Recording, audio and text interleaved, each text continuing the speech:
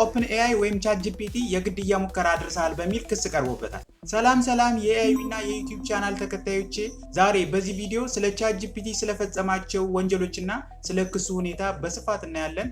አብራችሁን እስከ መጨረሻው ከቆያችሁ ደግሞ ስለ ChatGPT ያላችሁ አመለካከት ሙሉ ለሙሉ ይቀየራል።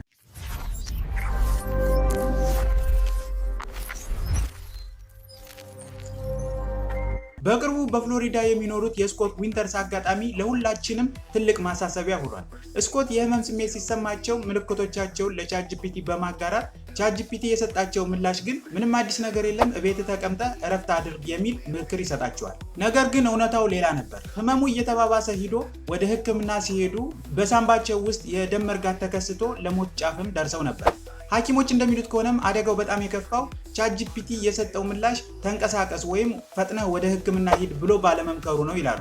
ይህንን ተከትሎ OpenAI ወይም ChatGPT የግድያ ሙከራ አድርሰሃል በሚል ክስ ቀርቦበታል። OpenAI የሰጠው ምላሽ ChatGPT ሐኪም አይደለም፣ የሕክምና ምርመራዎችንም ወይም ሕክምናን ተክቶ ሊሰራ አይገባም የሚል ምላሽ ሰጥተዋል። በቴክኖሎጂ እይታ ኤአይዎች መረጃዎችን ሰብስቦ ማደራጀትና ማሳየት ሲሆን የተሰሩበት ዓላማ እንደ ባለሙያ ውሳኔዎችን መስጠት ላይ አልተሰራም ብለዋል። እና የምነግራችሁ ምክር ቢኖረኝ የትኛውም ትልቅ ሞዴል የተለያዩ ነገሮችን በምትጠይቁበት ጊዜ ሃሉሲኔሽን ወይም የተሳሳተ መረጃ የመስጠት ቻንሱ በጣም ሰፊ ነው።